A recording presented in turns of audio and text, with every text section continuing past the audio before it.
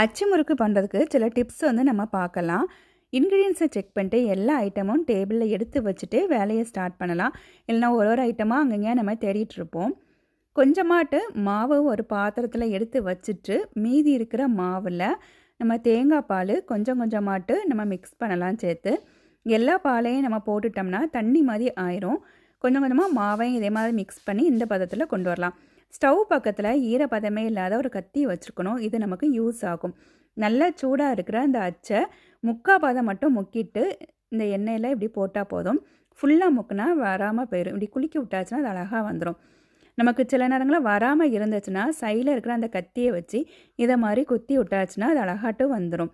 ஒரு முறுக்கு போட்டக்கப்புறம் அடுத்தப்பில் அந்த அச்சை கொஞ்சம் நேரம் எண்ணெயில் வச்சுட்டு தான் அடுத்தது முக்கணும். இல்லைனா ஒழுங்காட்டு மாவு ஒட்டாமல் நமக்கு வரும். இந்த மாதிரி முறுக்கை திருப்பி போட்டு எடுக்கணும். எண்ணெய் இதை மாதிரி உள்ளாடி இல்லாமல் இருக்கும்.